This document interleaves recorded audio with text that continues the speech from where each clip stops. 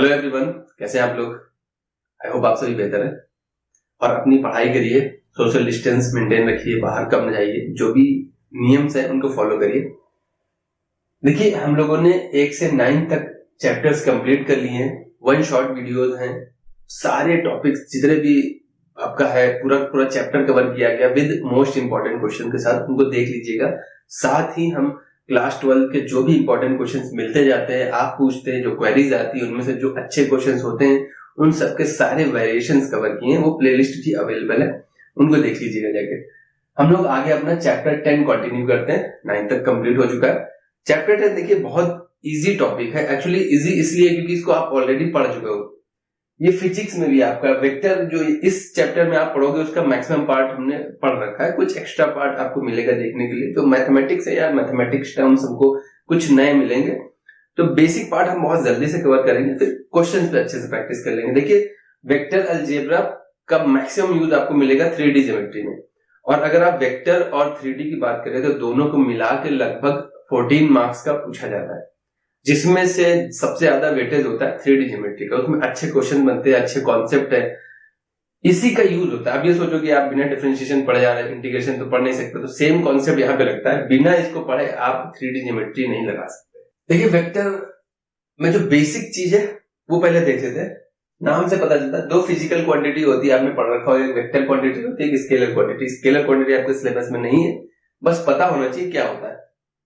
ये वो क्वांटिटी होती है जिसमें सिर्फ मैग्नीट्यूड होता है, सिर्फ लेंथ होती है। जैसा आप समझ लो कि सिर्फ और सिर्फ उसमें वजन होता है, ठीक है, किस डायरेक्शन में वो नहीं होता है। तो यहाँ पे ओनली मैग्नीट्यूड होता है।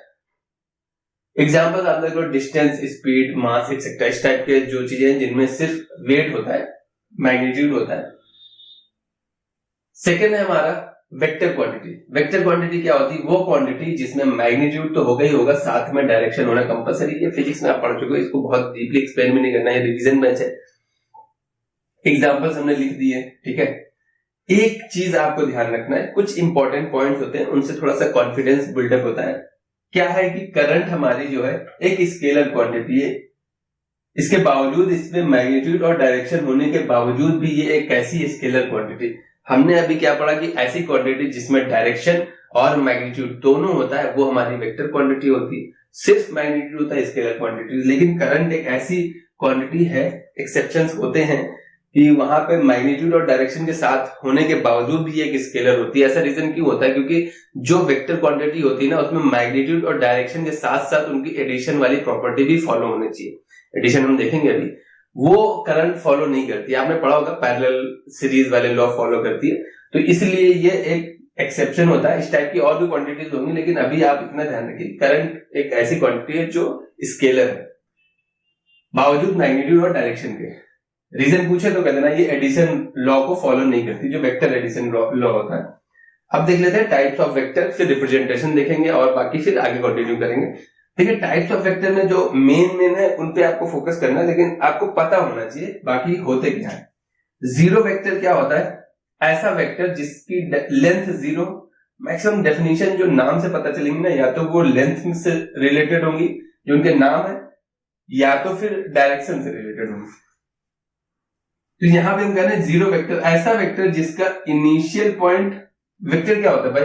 वेक्टर जैसे एक लाइन जा रही है, लाइन का एक हिस्सा कहां से कहां तक, किस डायरेक्शन में, ए से बी जा रहे हैं तो हम इसको ए बी वेक्टर है तो ऐसे लगा देंगे, ए टू बी। ये जो पॉइंट आउट कर रहा है मतलब डायरेक्शन बता रहा है ए से बी की। यहीं पे अगर आप बी ए लिखोगे तो ये इस डायरेक्शन में जा रहे हो, अभी इस डायरेक्शन में जा रहे थे तो हम बी से ए जा रहे हैं। ये इनिशियल पॉइंट होता है, ये फाइनल पॉइंट होता है, ये आपने पढ़ रखा होगा। अभी इसमें क्या है कि हम यहां से स्टार्ट किए और यहीं पे खत्म हो गए, तो ये हमारा जीरो वेक्टर हो जाता है, जिसकी लेंथ पॉइंट होती है, 0 होती है। आप ऐसा भी समझ सकते हो पोजीशन वेक्टर। पोजीशन वेक्टर बहुत यूज होता है। कोई जैसे अब ए बी कैसे निकलेगा, ए बी वेक्टर कैसे निकलता है, आपने पढ़ा होगा फाइनल माइनस इनिशियल। तो ये पॉइंट माइनस ये पॉइंट क्या लिखते हैं हम? पोजीशन वेक्टर को कैसे रिप्रेजेंट करते हैं? ओरिजिन के रिस्पेक्ट में ओ बी माइनस ओ ए, यानी फाइनल माइनस इनिशियल, ये आपने पढ़ रखा होगा। बी ए कैसे आएगा? अभी फाइनल ए हो गया, ओ ए माइनस ओ बी। सिर्फ आप ऐसे मत कर दीजिए, जैसे आप मान लिया ए डी वेक्टर निकाल रहे हो तो डी माइनस ए मत करिएगा, क्योंकि वेक्टर ऐड करोगे तो वेक्टर मिलेगा, वेक्टर सब्ट्रैक्ट करोगे तो वेक्टर मिलेगा, पॉइंट सब्ट्रैक्ट नहीं करते, इसीलिए हम इनको पोजीशन वेक्टर के रिस्पेक्ट में सब्ट्रैक्ट करते हैं ओए। एक्चुअल में ये ओरिजिन से हो जाती है। आप मान लो ये ओरिजिन है, ओ से ए वेक्टर निकाल लेंगे, ओ से बी वेक्टर निकाल लेंगे, तो ओबी में से ओए घटा देंगे, क्या बच जाएगा ए बी। ऐसा समझ लीजिए, वहां अगर नहीं समझ में आ रहा तो ऐसे समझ लीजिए कि हमने ये एक लाइन ली है, ये पॉइंट ए है, ये पॉइंट बी है, और ये ओरिजिन होता है। ओरिजिन से ये डिस्टेंस कितनी है ओ बी, और ओरिजिन से ये डिस्टेंस कितनी है ओ ए, तो ओबी में से ओए घटा दोगे, क्या बच जाएगा भैया ए बी। समझ में आ रहा है, वही लिखा हुआ है। तो कोई पॉइंट जो होता है उसको as a position vector treat करते हैं। तो पोजीशन वेक्टर बहुत ज्यादा यूज होने वाला है, ये इतना यूज नहीं होगा, पोजीशन वेक्टर बहुत ज्यादा यूज होने वाला है। ठीक है, सिंपल पॉइंट होता है तो उसको वेक्टर के फॉर्म में लिखने के लिए हम ओरिजिन के रिस्पेक्ट में ले लेते हैं कि ओरिजिन से इसको सब्ट्रैक्ट कर देंगे तो वैल्यू आ जाती है। ठीक है, तो जो मेन चीज यूज होने वाली वो हमने बता दी, पोजीशन वेक्टर यूज होगा, मतलब उसका एक ही होता है पॉइंट वेक्टर। ठीक है, को इनिशियल वेक्टर, ऐसे वेक्टर जिनका इनिशियल पॉइंट एक ही हो, यानी एक ही पॉइंट से निकलने वाले जितने भी वेक्टर होंगे वो सारे वेक्टर किसी भी डायरेक्शन में जा रहे हों, ठीक है, लेकिन सबका इनिशियल पॉइंट एक ही है, उनको क्या बोलते हैं, को इनिशियल वेक्टर बोलते हैं। निगेटिव ऑफ अ वेक्टर, ऐसा वेक्टर जिसमें लेंथ सेम है, बस डायरेक्शन क्या है, अपोजिट है।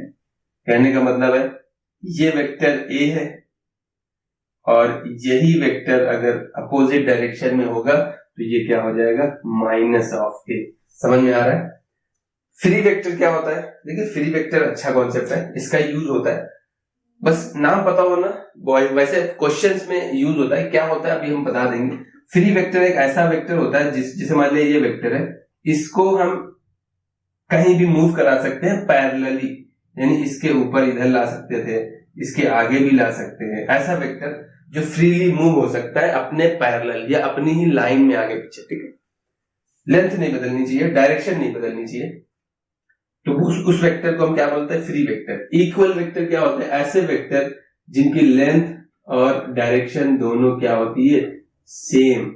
मान लिया एक ये ए वेक्टर है और कोई दूसरा वेक्टर हमने ले लिया बी, जिसकी लेंथ भी उतनी है और डायरेक्शन भी उधर ही है, तो दोनों वेक्टर कैसे भैया, इक्वल वेक्टर है। इसमें कुछ बहुत ज्यादा ध्यान नहीं देना, बस नाम के हिसाब से मतलब पता होना चाहिए क्या होता है। कोलिनियर वेक्टर क्या होता है या पैरेलल वेक्टर क्या होता है, अगर दो वेक्टर एक दूसरे के पैरेलल है तो हम यूज करते हैं A is equal to lambda B. ठीक है, समझ में आ रहा है, A is equal to lambda B.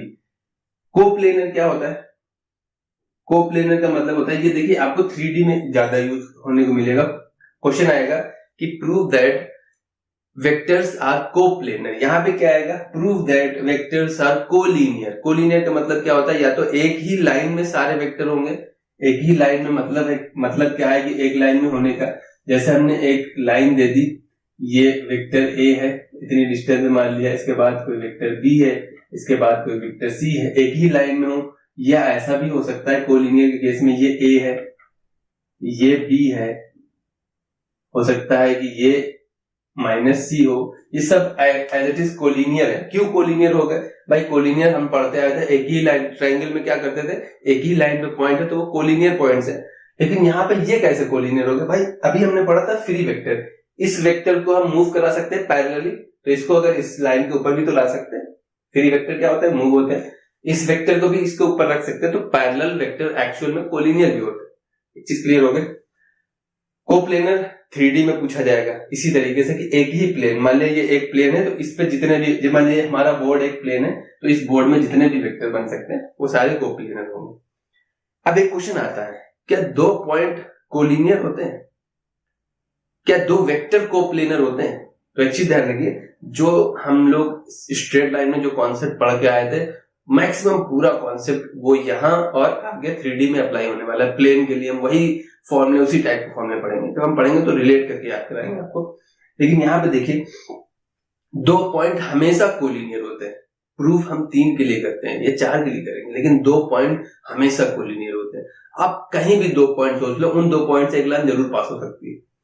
इसी तरीके से 2 वेक्टर हमेशा कोप्लेनर होते हैं, 2 के लिए कभी प्रूव नहीं करा जाता है।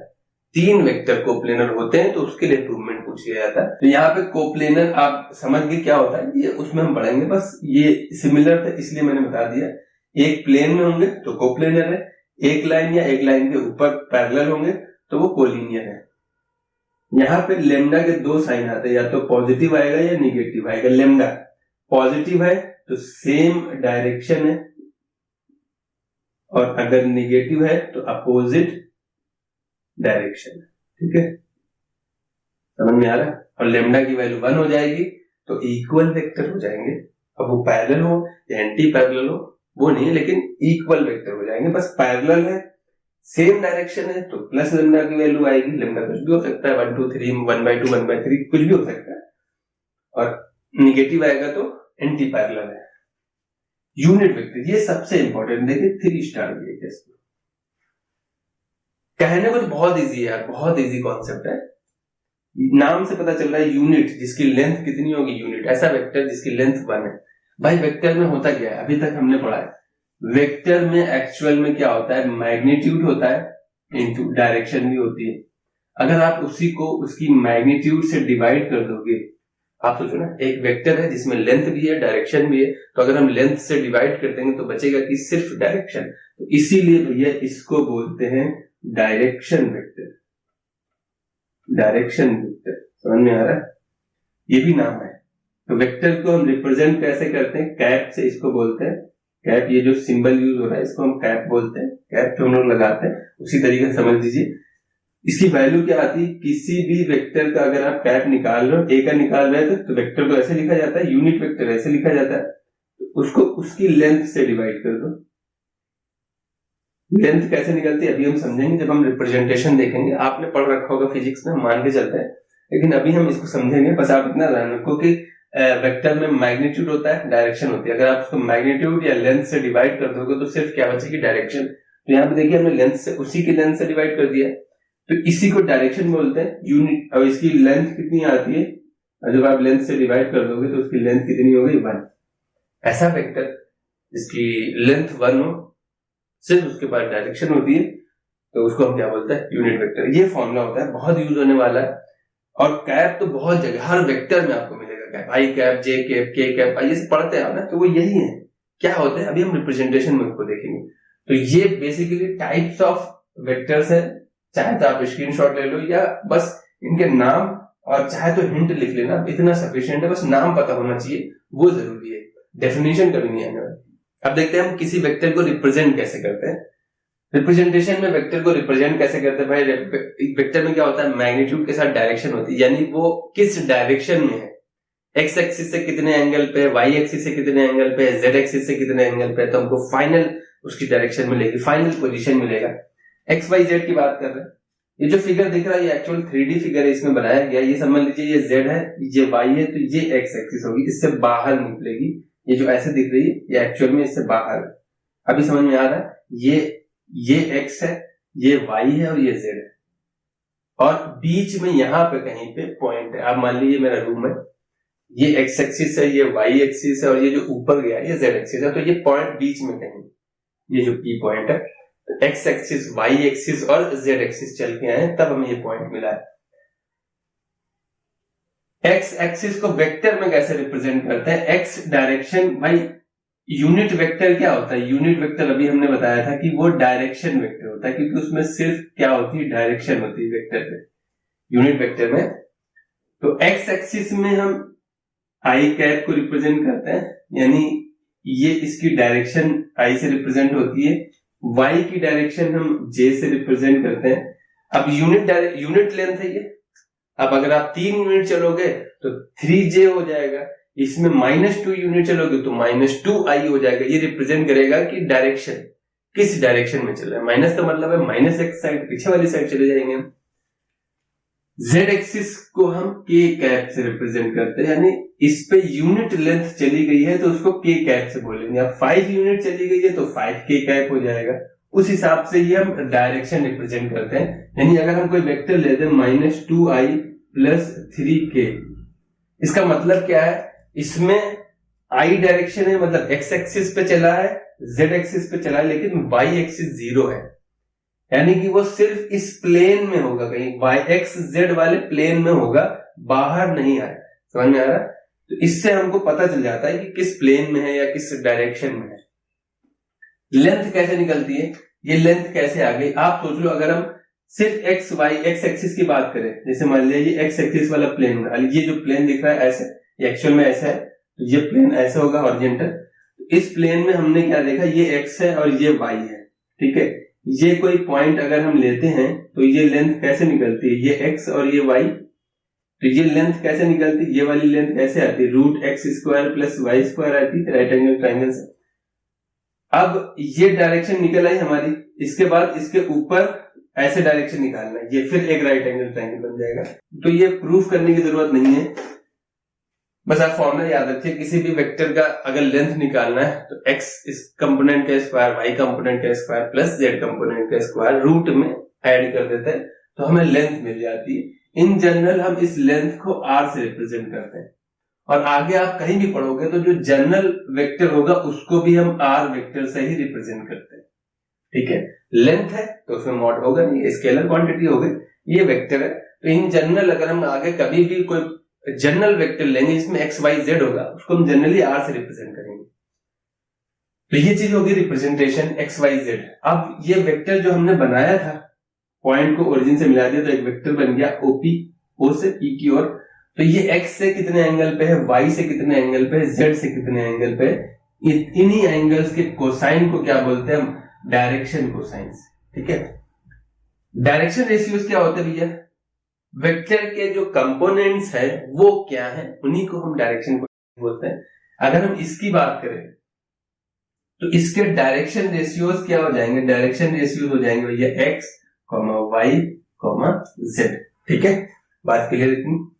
तो अगर हम डायरेक्शन कोसाइंस की बात करें तो वो कितनी आ जाएगी, कॉस अल्फा क्या आता है, जो एक्स एक्सिस से एक्स अपॉन में इसकी लेंथ, तो इसकी लेंथ क्या है आर, कॉस बीटा लेंथ ये है पूरी, आर हम रिप्रेजेंट कर रहे हैं, बार बार लिखना पड़ेगा।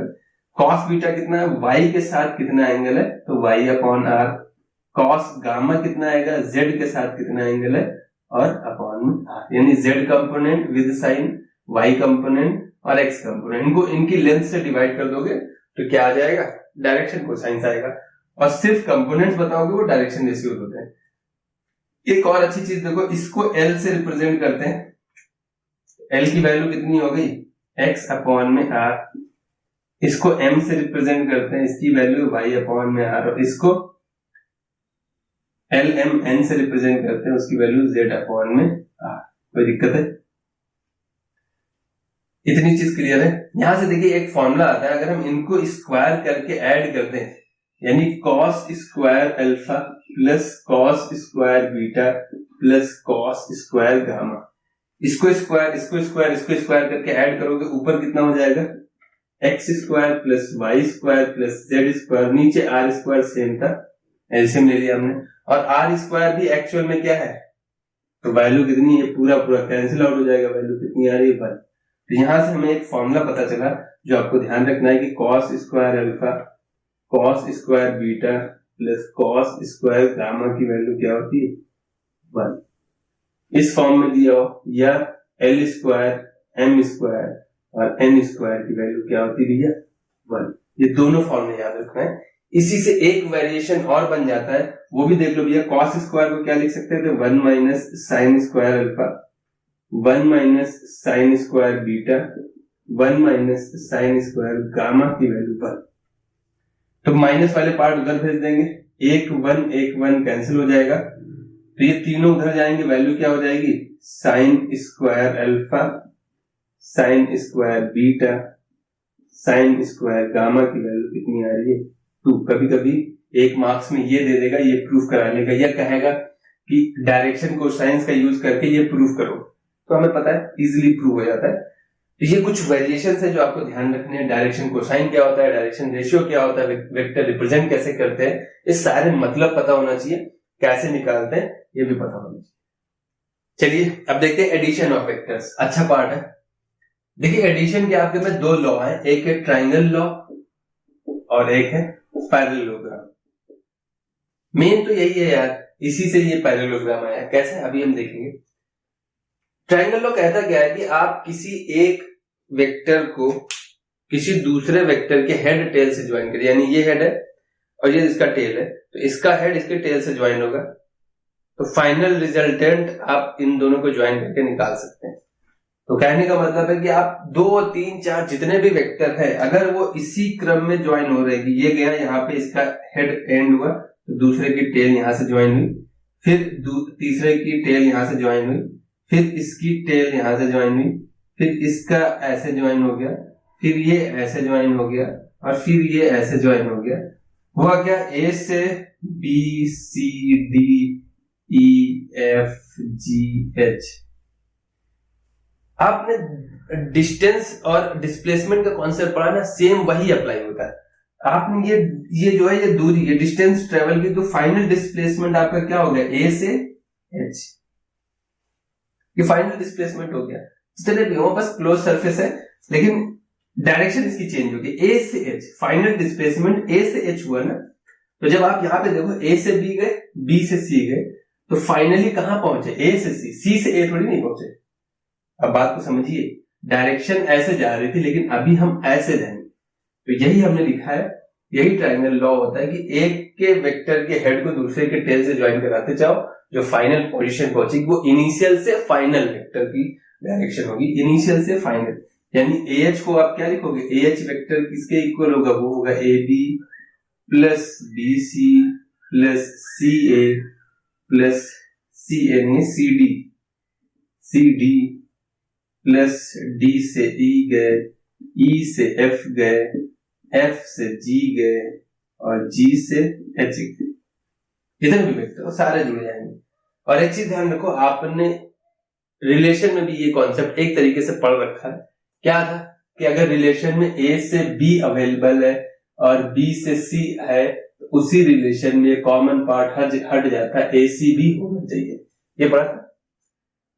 तो सेम वही है, ए से बी, बी से सी, तो आपके में ए सी होना चाहिए, यानी बीच वाला कॉमन पार्ट हट जाता है। एक तरीके से आप देखोगे तो आपने मैट्रिक्स में भी ये चीज पढ़ रखी है कि एक अगर 2x3 की है, तो दूसरी मैट्रिक्स 3x आगे कुछ भी हो 4, तो ये पार्ट हट जाता है, तो मल्टीप्लीकेशन के बाद उसका ऑर्डर इतना हो जाता है। पढ़ रखा है ना, यानी ये वही कॉन्सेप्ट है। एक तरीके से देख लिया जाए, ए से बी, बी से सी, तो ए बी किस ऑर्डर की आएगी भैया, ए से सी ऑर्डर की।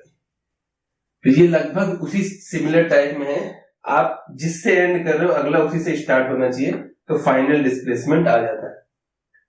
अब पैरेललोग्राम क्या कहता है, पैरेललोग्राम ये कहता है कि अगर को इनिशियल, ये इसको बोलते हैं को इनिशियल, एक ही पॉइंट से इनिशियल ओरिजिन, आप समझ लो एक ही पॉइंट से निकल रहे हैं दोनों वेक्टर ए बी और ए डी, तो इन दोनों का सम उनके डायगोनल को रिप्रेजेंट करेगा, यानी इन दोनों का सम ए बी और ए डी डायगोनल ए सी से रिप्रेजेंट करेगा। कैसे, और ये कोई नया नहीं है, ये आपके ट्रायंगल लॉ से ही आता है। ये फ्री वेक्टर है, इसको आप इधर मूव करा सकते हो, या पैरेललोग्राम अगर हम बनाएंगे तो ये बी है, तो ये बी कितना आएगा भैया, बी ही तो आएगा। यानी इस सिचुएशन में जो ए डी है वो एक्चुअल में बी सी के इक्वल है। आप ध्यान से देखो जरा, A D vector is equal to B C vector, तो ए डी और बी सी इक्वल है, यहाँ पे रख दोगे तो A B plus B C. अब हमें साफ साफ दिख रहा है कि वो रिजल्ट क्या देगा, ए सी। देखिए बीच का कॉमन पार्ट हट जाएगा, ए से बी, बी से सी, तो फाइनली हम कहां पहुंचे, ए से सी। फाइनल डिस्प्लेसमेंट क्या हुआ हमारा, ए से सी। तो ये भी एक तरीके से कह सकते हैं इससे बना हुआ है, लेकिन बस आप ध्यान रखिए इसका रूल अलग है कि इनिशियल पॉइंट से कोई इनिशियल वेक्टर्स अगर एक दूसरे के हैं, तो उनका सम उसके पैरेललोग्राम के डायगोनल को रिप्रेजेंट करता है। देखिए एक चीज ध्यान रखिए, क्वेश्चन स्टार्ट करें उससे पहले एडिशन की तरह ही सब्ट्रैक्शन भी होता है। जैसे अभी हमने किया था कि ए से बी गए और बी से सी चले गए, तो फाइनल हमारा क्या आ गया, ए सी, ठीक है। लेकिन यहीं पे अगर हम बी सी के बजाय इसी का इक्वल वेक्टर अपोजिट डायरेक्शन में ले लें ऐसे, तो ये क्या हो जाएगा, माइनस, जहां पे ये बी सी था, बी से सी जा रहे थे, तो ये हो जाएगा माइनस बी सी। ये इसकी डायरेक्शन में है, ए से सी डैश मान लीजिए, या डी ले लीजिए, डी, ठीक है। तो यहाँ पे BD एक्चुअल में है क्या? BD कुछ नहीं है, BC का निगेटिव वाला है। अभी हम कर क्या रहे थे, AB प्लस BC कर रहे थे, तो वैल्यू AC आ रही थी। अभी क्या हो जाएगा, AB तो एज इट इज है, लेकिन अभी हम BC के बजाय अगर हम इस डायरेक्शन में चले आएंगे तो ये क्या है, -BC। ठीक है, तो ये एडिशन सब्ट्रैक्शन की तरह होता है, बस ये निगेटिव वेक्टर यूज कर लेते हैं हम उसकी जगह पे, यानी अपोजिट डायरेक्शन वाला यूज कर लेते हैं, तो हमारा सब्ट्रैक्शन हो जाता है। इसीलिए मैंने उसको स्पेसिफिकली मेंशन नहीं किया। अब इस क्वेश्चन को देखते हैं जरा, क्या कह रहा है, लेट A एंड B दो वेक्टर दे रखे हैं, इज मॉड इक्वल। तो मॉड इक्वल के लिए मतलब इसकी लेंथ निकालनी पड़ेगी। मॉड A कितना आएगा, सिंपल क्या करते हैं हम, रूट में हर एक कंपोनेंट्स का स्क्वायर करके ऐड कर देते हैं, तो ये 1 हो जाएगा, ये 4 वैल्यू आएगी √5 यूनिट्स क्योंकि लेंथ है। यहीं पे मॉड B पे आ जाते हैं जरा, तो वो वैल्यू हो जाएगी 2 का स्क्वायर 4 और 1 का स्क्वायर 1 √5 units. Yes, mod A is equal to mod B। ये चीज तो क्लियर है। Are vector A and B are equal, equal तो नहीं है क्योंकि भाई इसकी डायरेक्शन रेशियो इसका 1 2 है, उसका डायरेक्शन रेशियो 2 1 है, तो डायरेक्शन रेशियो डिफरेंट है। मैंने क्या बताया था, दो इक्वल वेक्टर तभी होते हैं जब उनकी डायरेक्शन भी इक्वल हो और लेंथ भी इक्वल हो। सिर्फ लेंथ इक्वल होने से या सिर्फ डायरेक्शन इक्वल होने से हमारा काम नहीं चलता है, हमारे में लेंथ और डायरेक्शन दोनों इक्वल होने चाहिए। तो इस सिचुएशन में हमारा ये वाला फॉल्स हो गया, ये वाला ट्रू है। ठीक है, ये आप बता सकते हो क्योंकि ये इक्वल वेक्टर नहीं, कंपोनेंट्स इक्वल होते हैं। इसी में ऐसे भी क्वेश्चन पूछ लिया जाता है कि एक वेक्टर ये दे दिया, B में यहाँ पे हमने मान लिया K डाल दिया। ठीक है, कहेगा अगर ये दोनों वेक्टर्स इक्वल हैं तो यहाँ पे भी 2 आना पड़ेगा ये। ठीक है, यहाँ पे मान लिया हमने 3 डाल दिया। चलिए अब हम कह रहे हैं ये दोनों वेक्टर इक्वल है तो K की वैल्यू बताओ। तो उसमें होता है क्या, पोजीशन वाइज इक्वल करा देना। ये 2 दे रखा है, यहाँ पे K की वैल्यू कितनी आ जाएगी, 3। कभी कभी ऐसा भी आ जाता है क्वेश्चन। तो अगर दो वेक्टर इक्वल है तो पोजीशन वाइज कंपोनेंट्स भी इक्वल होने चाहिए, बस इतना ध्यान रखना। नेक्स्ट क्वेश्चन क्या कर रहा है, find out a vector in the direction of this, इसकी डायरेक्शन में हमको एक वेक्टर बताना है that has the magnitude of 7 unit, उसकी लेंथ दे रखी है। और भैया वेक्टर के लिए हमको क्या चाहिए होता है, वेक्टर के लिए चाहिए होता है हमको डायरेक्शन और मैग्नीट्यूड दोनों एक साथ चाहिए होता है। इन्होंने मैग्नीट्यूड तो दे रखा है भैया, मैग्नीट्यूड 7 यूनिट दे रखा है, डायरेक्शन नहीं दे रखी, डायरेक्शन नहीं दे रखी। डायरेक्शन के लिए उन्होंने कहा है कि ये जो वेक्टर दे रखा है इसकी डायरेक्शन में, इसकी लेंथ नहीं लेनी है हमको, इसकी डायरेक्शन लेनी है। तो डायरेक्शन कैसे लेते हैं, हमेशा डायरेक्शन एक यूनिट वेक्टर देता है, वो उसकी लेंथ से डिवाइड कर दो 7। भाई हमने कैसे पढ़ा भाई, एक हमको डायरेक्शन चाहिए और मैग्नीट्यूड चाहिए, वेक्टर मिल जाता है। मैग्नीट्यूड पता है तो डायरेक्शन चाहिए, डायरेक्शन किसकी डायरेक्शन में, इसकी डायरेक्शन में। तो ये पूरा वेक्टर नहीं रखेंगे, इसकी सिर्फ डायरेक्शन उठाएंगे। और डायरेक्शन, इसीलिए मैंने कहा था यूनिट वेक्टर इंपॉर्टेंट है। हर जगह देखिए ये सब यूनिट वेक्टर के फॉर्म में लिखे हुए। के कैप एक यूनिट वेक्टर को रिप्रेजेंट करता है, जे कैप एक यूनिट वेक्टर को रिप्रेजेंट करता है। बस हमने लेंथ ज्यादा चल दी है तो इसीलिए ये किस डायरेक्शन में वो रिप्रेजेंट करता है कि जेड डायरेक्शन में इतने यूनिट लेंथ चलिए। अब इस क्वेश्चन में क्या हो रहा है, हमको इस डायरेक्शन में चाहिए, तो फॉर्मूला हमें पता चल गया। तो फॉर्मूला क्या हो गया, हमें रिक्वायर्ड वेक्टर मान लिया हमारा r है, तो वो कितना आ जाएगा, a वेक्टर का डायरेक्शन क्या हो जाएगी, वेक्टर अपॉन में इसकी लेंथ आ जाएगी √5। देखिए अभी निकाला था हमने, 1 का स्क्वायर 2 का स्क्वायर √5 आएगा, इनटू में लेंथ हमारी 7 दे रखी है, बस यही वेक्टर हो गया। चाहे तो आप मल्टीप्लाई करा के लिख दो, इसको इस फॉर्म में भी लिख सकते हो, 7 अपॉन में √5 i कैप -2 और 7 मल्टीप्लाई हो जाएगा 14 अपॉन में √5 j कैप, ये वेक्टर आ जाएगा। जो इसकी डायरेक्शन में और लेंथ इसकी निकालोगे तो कितनी आएगी, 7 यूनिट्स, क्योंकि इसकी तो लेंथ है नहीं, इसकी लेंथ तो 1 है और उसमें 7 से मल्टीप्लाई हो रहा है। तो इस टाइप के क्वेश्चन आते हैं, किस तरीके से करते हैं वो आपको पता होना चाहिए। Find unit vector in direction of sum of these two vector.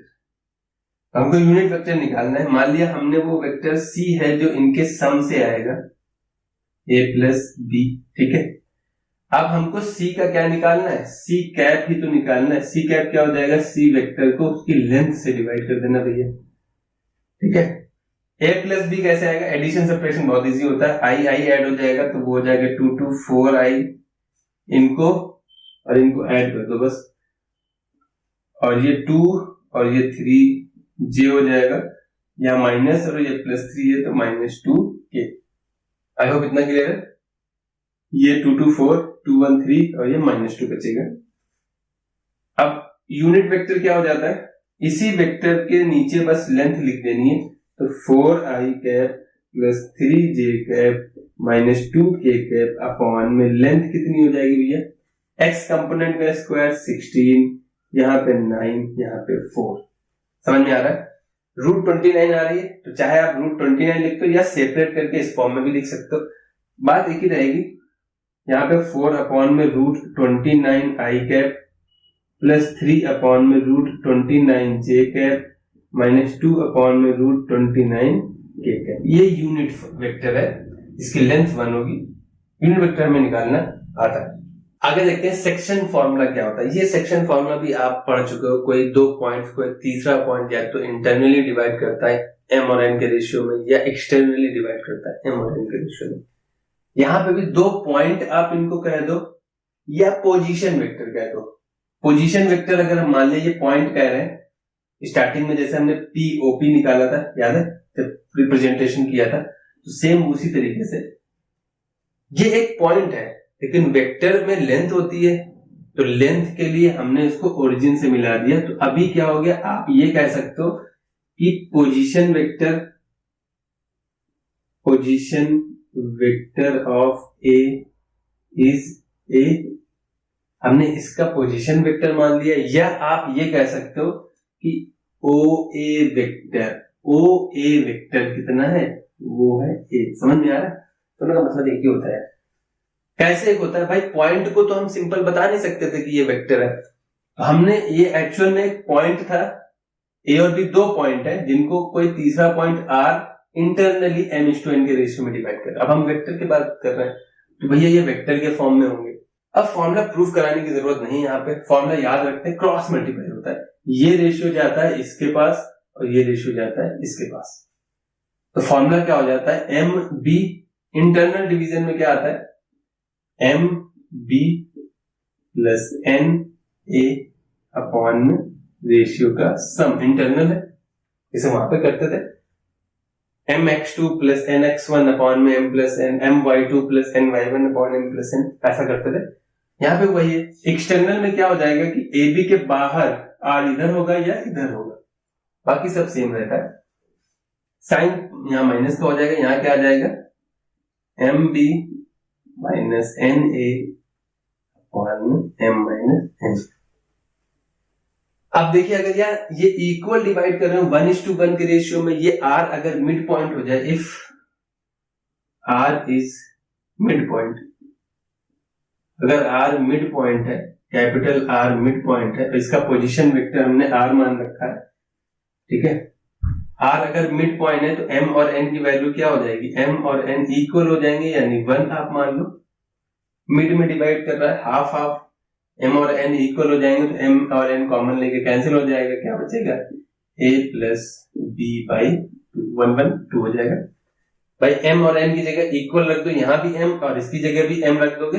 अगर r मिड पॉइंट है तो m और n बराबर हो जाएंगे, नहीं हो जाएंगे, तो ये भी m है ये भी m है, तो m कॉमन ले लोगे, कॉमन लेके कैंसिल कर देंगे, 1 + 1 2 हो जाएगा। ऐसा समझ लीजिए। ये समझ लीजिए कि इसको 1:1 के रेशियो में डिवाइड कर देगा, पूरा आधा कर देगा। फॉर्मूला आप याद रखिए, प्रूवमेंट उतना जरूरी नहीं है, फॉर्मूले से क्वेश्चन आ जाते हैं, ये चीज ध्यान रखिए। इंटरनल डिवीजन में प्लस आता है, एक्सटर्नल डिवीजन में माइनस आता है, सेम वही फॉर्मूला है जैसे हमने पढ़ रखा है। चलिए कुछ क्वेश्चन कर लेते हैं। और देखो भाई राइटिंग पे मत जाना, लिखना पड़ता है काफी, स्मार्ट बोर्ड ले लेंगे तो बात अलग है। अभी देखिए थोड़ा सा हम पढ़ देंगे क्वेश्चन को। क्वेश्चन क्या कह रहा है, find direction cosines and direction ratios of the vector joining points this and this directed from A to B। A से B जाने में तो हमको क्या मिलेगा, AB वेक्टर मिलेगा, ठीक है। पहले हम वेक्टर तो निकाले, किसी वेक्टर के हम डायरेक्शन कोसाइंस और डायरेक्शन रेशियोज बताते हैं। तो पहले वेक्टर कैसे निकला गया, A से B हम जा रहे हैं, A से B कैसे निकलता है, B माइनस से, लेकिन हम B कैसे लिखेंगे, फाइनल माइनस इनिशियल करके, फाइनल कितना है बी, इनिशियल कितना है ये, इसमें से ये सब्ट्रैक्ट कर देना। तो दिस माइनस दिस करोगे तो कितना हो जाएगा 2i माइनस का, देखिए ये और माइनस ये, -2 -2 -4j, 1 minus minus plus 3 4k। आई होप इतना क्लियर है। बी रख के माइनस लगा दोगे तो ये दोनों माइनस माइनस हो जाएंगे, ये भी माइनस माइनस और ये माइनस माइनस प्लस। अब हमको ए बी वेक्टर मिल गया है। इस वेक्टर की लेंथ कितनी आएगी, लेंथ भी साथ में निकाल लेते हैं। तो लेंथ बहुत इजीली निकलती है, सबका स्क्वायर कर दो 4 16 60, ये हो गया 20 36 यानी 6 यूनिट्स वैल्यू, ये लेंथ आ गई। ठीक है, अब अगर हम बात करें डायरेक्शन कोसाइंस और डायरेक्शन रेशियोज की, तो सबसे पहले डायरेक्शन रेशियोज निकाल दे, बहुत इजी रहता है। वो जो कंपोनेंट्स निकले हैं वही डायरेक्शन रेशियोज हो जाते हैं। तो वो कितना है -2 -4 और 4। आई होप इतना क्लियर है, ये डायरेक्शन रेशियोज हो गए। और अगर हम डायरेक्शन कोसाइंस की बात करें तो इन्हीं में बस लेंथ से डिवाइड कर दो, -2/6 -4/6 4/6, ये cos अल्फा है, ये cos बीटा है, cos गामा है, यानी यहां से लिख सकते हैं -1/3 -2/3 और 2/3। आप चाहे तो इनका स्क्वायर करके ऐड करोगे तो रिजल्ट कितना आएगा 1, वो करना नहीं, क्यों एक्स्ट्रा मेहनत करें, जितना पूछा गया था हमने बता दिया। डायरेक्शन रेशियोज, डायरेक्शन कोसाइंस इस तरीके से निकला है, आपको समझ में आ गया होगा। ये क्या कह रहा है, show that this vector is equally inclined to the axis. Equally inclined का मतलब क्या है, आप इस वेक्टर को देखिए जरा, डायरेक्शन कोसाइंस देखिए सब अलग है, तो क्या ये इक्वली इंक्लाइंड है, समझ में आ रहा है। ऐसा वेक्टर जो जेड एक्सिस पे एक्स एक्सिस और वाई एक्सिस और जेड एक्सिस से इक्वल एंगल बनाए उसी को इक्वली इंक्लाइंड बोलते हैं। तो ये तो इक्वली इंक्लाइंड नहीं था, इसका चेक कर लेते हैं। वेक्टर दे रखा है, मान लिया ये वेक्टर ए है, वो कितना है i प्लस जे प्लस के, तो मॉड ए कितना आ जाएगा √3 आ जाएगा, हमें पता है, इनका स्क्वायर करके ऐड कर देते, अभी निकाला। तो डायरेक्शन कोसाइंस कितने आ जाएंगे, सबके नीचे बस लेंथ लगा देनी, 1/√3 1/√3 और 1/√3। समझ में आ रहा है, देखिए 1/√3 1/√3 1/√3, ये √3 लिखा हुआ है। यहां से पता चल रहा है कि तीनों एक्सिस से वो इक्वल एंगल बना रहा है, so the given vector is equally inclined with the axis. I hope इतना क्लियर है, और कुछ नहीं करना है इस क्वेश्चन में। Find the position vector of R which divide the line segment joining point this and this. इस पॉइंट और इस पॉइंट को इंटरनली कोई पॉइंट आर जो है वो इसको 2:1 के रेशियो में डिवाइड करता है। ये पॉइंट मान लिया P है, ये पॉइंट मान लिया Q है। अभी हमने इस पॉइंट R के पोजीशन वेक्टर निकालना सीखे थे। अगर इंटरनली डिवाइड करता है, एक्सटर्नली डिवाइड करता है, रेशियो क्रॉस मल्टीप्लाई होता है, यानी ये रेशियो उसके पास जाता है, ये रेशियो इसके पास आता है। तो पॉइंट R का पोजीशन वेक्टर मान लिया हमने ये है, पॉइंट R का पोजीशन वेक्टर मान लिया हमने ये है। तो उसकी वैल्यू आती कैसे, ये रेशियो इससे मल्टीप्लाई हो जाता है, तो 2 टाइम्स हो जाएगा -i प्लस जे प्लस के, प्लस रहता है इंटरनल डिवीजन में, एक्सटर्नल लिखा होता है तो माइनस कर देते, इंटरनल एक्सटर्नल दोनों पूछता है तो पहले इंटरनल निकाल लेते फिर माइनस करके एक्सटर्नल निकाल लेते। अभी दो इससे मल्टीप्लाई क्यू वाले, ये क्यू का दे रखा है, ये पी का दे रखा है पॉइंट, तो हमने 2 का इसमें मल्टीप्लाई करा दिया तो 1 का इसमें मल्टीप्लाई हो जाएगा, 1 × 1 2 -1 दे रखा है, यानी i प्लस 2j माइनस के। अपॉन में क्या आता है, इन रेशियोज का सम, वो कितना है 3। बस यही सिंपल हो गया। अब इसको बस मल्टीप्लाई करा के सॉल्व कर देते हैं, तो ये वैल्यू आ जाएगी -2i plus 2j plus 2k plus i plus 2j minus के अपॉन में 3 दे रखा है। तो ये वैल्यू देखिए कितनी हो जाएगी, इसकी वैल्यू आएगी -i और j हो जाएगा प्लस 4j और k की वैल्यू हो जाएगी प्लस के अपॉन में 3 अपॉन में 3 अपॉन में 3। आई होप इतना क्लियर है। किस तरीके से निकाल रहे हैं वो इंपॉर्टेंट है बस, बाकी डेटा चेंज होता रहता है और कुछ नहीं होता इस टाइप के क्वेश्चन में। अभी तक तो बेसिक आपने लगभग फिजिक्स में भी पढ़ रखा होगा, इसका भी कुछ बेसिक आपने पढ़ रखा होगा, लेकिन अब मेन अच्छा पार्ट स्टार्ट होता है वेक्टर अलजेब्रा का यार। देखिए जो मैक्सिमम क्वेश्चन पूछा जाएगा वो डॉट प्रोडक्ट से पूछा जाएगा या क्रॉस प्रोडक्ट से पूछा जाएगा। डॉट प्रोडक्ट में या तो मैक्सिमम एंगल निकालने का आ जाता है या प्रोजेक्शन निकालने का आता है। क्रॉस प्रोडक्ट में भी कई चीजें होती है, परपेंडिकुलर वेक्टर निकालने का आ जाता है, तो कई चीजें हैं। और एंगल निकालने का अगर कभी भी फॉर्मूला पूछा जाता है या एंगल निकलवाता है तो हम 90% केसेस में यही फॉर्मूला यूज करते हैं, डॉट प्रोडक्ट। चलिए अब स्टार्ट करते हैं अपना product of two vectors. Basically दो तरह के आपको पढ़ना है। दो तरह का क्यों पढ़ना है? क्योंकि भाई प्रोडक्ट दो तरह का रिजल्ट देता है, इसलिए हमें दो तरह का पढ़ना है। पहला रिजल्ट हमको स्केलर क्वांटिटी देता है, कराते हम वेक्टर का ही मल्टीप्लीकेशन है। स्केलर तो हमारे सिलेबस में है ही नहीं, पढ़ना नहीं है हमें इसको। हमें देखिए दो वेक्टर का प्रोडक्ट करा रहे हैं तो हमें स्केलर क्वांटिटी मिल रही है, इसीलिए हम इसको स्केलर प्रोडक्ट बोलते हैं और डॉट प्रोडक्ट बोलते हैं। दो वेक्टर का दूसरी तरीके से मल्टीप्लाई होता है, उसमें हमें रिजल्ट में एक वेक्टर मिलता है, इसीलिए हम उसको वेक्टर या क्रॉस प्रोडक्ट बोलते हैं। चलिए वो हम पढ़ेंगे, पहले ये देख लेते हैं। मैक्सिमम थ्योरी हमने कवर कर ली है, फॉर्मूला प्रूफ कराने की जरूरत नहीं है। ये डॉट का फॉर्मूला होता है, ठीक है।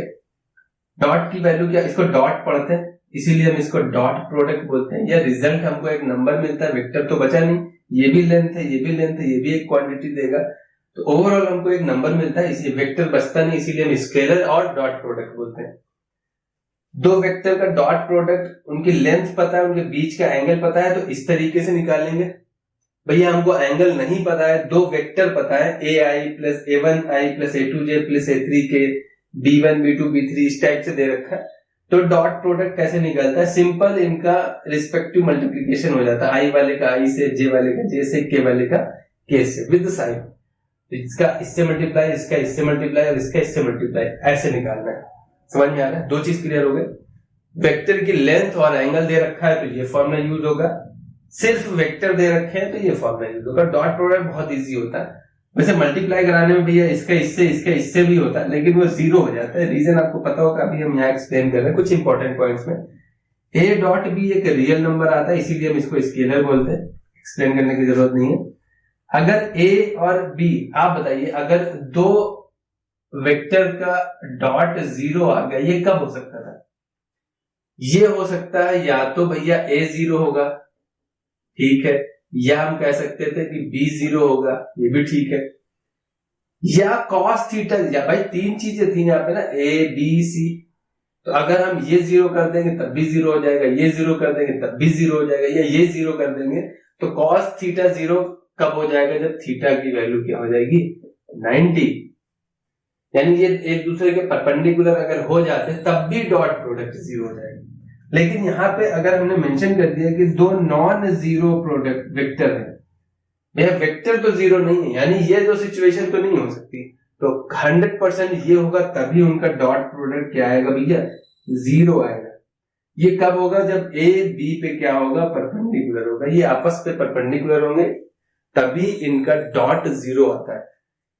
ये रिजल्ट इसी वजह से आता है क्योंकि आप जब मल्टीप्लाई कराओगे आई का आई से कराओगे तो आई का मतलब है एक्स एक्सिस के पैरेलल ही तो होगी, और पैरेलल केस में एंगल जीरो हो जाता है तो उनका डॉट प्रोडक्ट एक्चुअल में उनकी लेंथ के इक्वल हो जाता है, क्योंकि cos थीटा 1 हो जाता है। तो ये वहीं पे कॉन्सेप्ट अप्लाई होगा कि आई का आई से कराओगे या जे का जे से कराओगे या के का के से कराओगे तो रिजल्ट हमेशा 1 आता है। ऐसे कह सकते हो कि एक वेक्टर का उसी से डॉट कराओगे तो उसकी लेंथ का स्क्वायर आता है, तो आई का आई से कराओगे डॉट तो आई का स्क्वायर 1 ही रहेगा क्योंकि यूनिट लेंथ चल रही है हमारी। तो हमेशा ध्यान रखना, एक वेक्टर का अगर आप उसी से डॉट कराते हो, ए का आप ए से डॉट कराते हो तो हमेशा उसकी लेंथ का स्क्वायर मिलता है, ये चीज ध्यान रखिएगा। ये देखिए ए डॉट ए क्या दे रखा है? मॉड ए मॉड बी, और दोनों इक्वल है तो मॉड ए का स्क्वायर हो जाएगा। अगर एंगल जीरो है, 180 होता तो माइनस लग जाएगा, वो एक लिखने की जरूरत नहीं थी यार। एंगल कैसे निकालते हैं हमको ये पता है, cos थीटा निकालना है, इसको डिवाइड कर दो, वही फॉर्मूला है। ये फॉर्मूला कोई नया नहीं है यार, इसी से बना है, तो मेन ये फॉर्मूला है। क्या वेरिएशन हो सकते हैं वो मैंने बता दिए। आप आई का आई से, जे का जे से, के का के से कराओगे क्योंकि ये एक दूसरे के पैरेलल ही आएंगे, एक ही लाइन में कोलिनियर है, एंगल 0 डिग्री है, cos थीटा 1 हो जाएगा और उनका उन्हीं से प्रोडक्ट कराएंगे तो वैल्यू हमेशा 1 आती है। आई का जे से, आई का के से, एक्स वाई पे परपेंडिकुलर होता है, वाई जेड पे परपेंडिकुलर होता है, ये आपस में एक दूसरे के परपेंडिकुलर होते हैं, ऑर्थोगोनल जिसको बोलते हैं। तो उस सिचुएशन में उनका डॉट 0 होता है, 90 डिग्री होती है, ये 0 है तो पूरा 0 हो जाएगा। तो डॉट प्रोडक्ट 0 कब होता है? अगर वेक्टर नॉन 0 है तो वो आपस में परपेंडिकुलर होंगे, अदरवाइज कोई वेक्टर भी 0 हो सकता है, कभी भी 0 हो सकता है। तो ये मेन पॉइंट है हमारे स्केलर के। इससे जो क्वेश्चन बनते हैं या तो वो एंगल वाले बनेंगे या डायरेक्ट डॉट निकालने वाला आ जाएगा, या फिर ये मेन कॉन्सेप्ट है प्रोजेक्शन और प्रोजेक्शन वेक्टर। कई बच्चे कंफ्यूज होते हैं दोनों चीज में। प्रोजेक्शन वेक्टर पूछ लिया है तब भी वही फॉर्मूला लगा के चले आएंगे, प्रोजेक्शन पूछ लिया तब भी वही फॉर्मूला लगा के चले आएंगे। देखिए ये कॉन्सेप्ट अच्छे से देख लीजिए, बहुत इंपॉर्टेंट है। होता क्या है इसमें, ये देखिए जरा, प्रोजेक्शन पूछ रहा है तो ये स्केलर क्वांटिटी है भैया, और अगर प्रोजेक्शन वेक्टर पूछ रहा है, नाम से पता चल रहा है, तो ये वेक्टर क्वांटिटी आएगी। समझ में आ रहा है? ये चीज क्लियर हुई। अब निकालते कैसे? Projection of vector A on vector B कैसे आ जाएगा भाई? इसका सिर्फ हॉरिजॉन्टल कंपोनेंट ले लेंगे। तो हॉरिजॉन्टल कंपोनेंट आपको पता है, हॉरिजॉन्टल और वर्टिकल दो कंपोनेंट हो जाते हैं। तो हॉरिजॉन्टल कंपोनेंट कितना आ जाएगा? ये लेंथ ए है, जब लेंथ पता है तो उसके दो कंपोनेंट हो गए, तो ये वही लिखा हुआ है, वो कितना आ रहा है? मॉड ए कॉस थीटा। एक चीज ध्यान रखिए, थीटा तो हमको पता नहीं है, लेकिन थीटा का हम फॉर्मूला पता कर चुके हैं। थीटा कैसे निकालते थे? ये फॉर्मूला ऐसे देखिए, कॉस थीटा कैसे आएगा?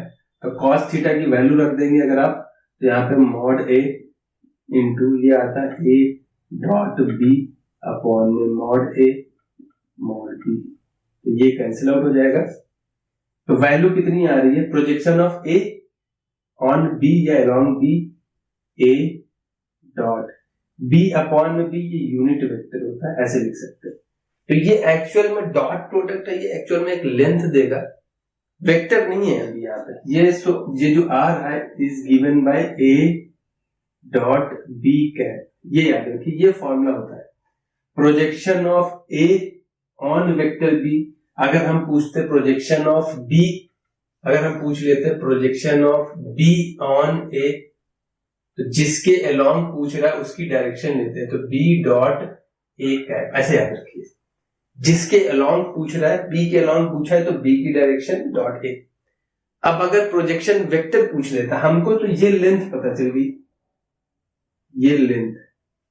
अब ये वेक्टर कैसे निकलेगा? हमको लेंथ पता है, डायरेक्शन हमको बी की चाहिए। इससे पहले हमने स्टार्टिंग में क्वेश्चन किए थे, एक वेक्टर जिसकी 7 लेंथ है और वो ए की डायरेक्शन में चाहिए, तो ए अपॉन में मॉड ए कर दे रहे थे। क्यों? क्योंकि भैया वेक्टर में क्या होता है, वेक्टर में हमारे में डायरेक्शन ही है और मैग्नीट्यूड चाहिए। अगर आप उसको डायरेक्शन मैग्नीट्यूड से डिवाइड कर दो तो सिर्फ डायरेक्शन बचेगी। ये यूनिट वेक्टर की खासियत होती है, इसलिए उसको डायरेक्शन वेक्टर बोलते हैं। तो आप सोचो हमको लेंथ पता है, ये लेंथ ऐसे लिखो या इस फॉर्म में लिख दो, बात एक ही, मैंने प्रूफ करा दिया, उससे प्रूवमेंट जरूरी नहीं है, बस फॉर्मूला याद रखो। जिसकी डायरेक्शन में पूछ रहा है उसका यूनिट वेक्टर उसके साथ डॉट करा देंगे, तो हमको प्रोजेक्शन मिलती है, वो लेंथ मिलती है। अब इस लेंथ का इसकी डायरेक्शन में वेक्टर निकालना है, तो प्रोजेक्शन वेक्टर क्या आएगा? प्रोजेक्शन वेक्टर क्या आएगा? ये सिर्फ प्रोजेक्शन है भैया, ये चीज ध्यान रखना, ये क्या है? ये सिर्फ प्रोजेक्शन है। अगर प्रोजेक्शन वेक्टर चाहिए तो वो कितना हो जाएगा? ए डॉट बी कैप, तो ये लेंथ है किसकी डायरेक्शन में? बी की डायरेक्शन। समझ में आ रहा? चीजें समझ के करोगे तो यार गलत नहीं होंगी, यानी कि सिर्फ बी कैप से और मल्टीप्लाई करा देना, डॉट मल्टीप्लाई होगा, बी कैप से और मल्टीप्लाई करा देना। और यहाँ पे एक्चुअल में ये तो नंबर है ना, नंबर का स्केलर मल्टीप्लीकेशन है, सिंपल, जैसे ये वाला साइन लगा दो कोई दिक्कत नहीं है, क्योंकि ये एक नंबर है, इसे यहाँ पे किया था 7 का मल्टीप्लाई करा देंगे इस वेक्टर में, इस नंबर का मल्टीप्लाई करा देंगे इस वेक्टर में, तो ये एक वेक्टर आ जाएगा। चीज समझ में आई क्या हुआ है? थोड़ा सा रिवाइंड करा दे रहे हैं। अगर सिर्फ प्रोजेक्शन पूछता है, प्रोजेक्शन जनरली पूछा जाता है, अगर प्रोजेक्शन वेक्टर भी पूछ लेता है तो कंफ्यूज नहीं होना है। ये वेक्टर था, इसकी डायरेक्शन में चाहिए तो ए डॉट बी कैप करा दिया, तो हमको वो लेंथ मिल गई प्रोजेक्शन वाली। और अगर हमें प्रोजेक्शन वेक्टर चाहिए इसी की डायरेक्शन में मिल पाएगा, भाई प्रोजेक्शन है तो डायरेक्शन तो यही रहेगी, तो हम बस इसका और कैप करा देंगे, एक बार कैप से और मल्टीप्लाई करा देना। समझ में आ रहा है? क्वेश्चन करेंगे तो अच्छे से क्लियर समझ में आ जाएगा। अब सोचो अगर इनके बीच का एंगल हमारा 0 हो जाए तो ये भी इस बिल्कुल इसके पैरेलल हो जाएगा, तो प्रोजेक्शन बिल्कुल इक्वल बनेगा, तो ए का प्रोजेक्शन ए ही रहेगा, कोई चेंजमेंट नहीं रहेगा। अगर ये अपोजिट डायरेक्शन में हो, 180 की डायरेक्शन में, तो माइनस ए आ जाएगा।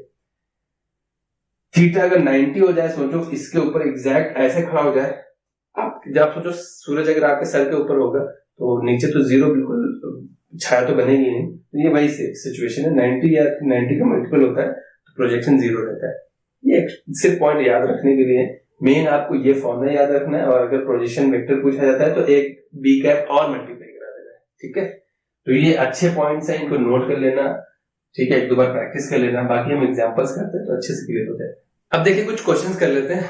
पहले मैं कहता हूँ यार राइटिंग में मत जाना, एक्सप्लेन हम कर देंगे, लिखना पड़ता है तो राइटिंग खराब हो जाती है। देखिए किस कैटेगरी के क्वेश्चंस बनते हैं, वेरिएशंस क्या होते हैं वो पहले समझ लेते हैं, फिर क्वेश्चन तो हम कर लेंगे। डॉट प्रोडक्ट पे या तो प्रोजेक्शन पूछा जाएगा, इसका प्रोजेक्शन इसके लॉन्ग, या प्रोजेक्शन वेक्टर पूछेगा इसका इसके लॉन्ग, एक्सप्लेन हम कर चुके हैं, सॉल्यूशन अभी हम करेंगे।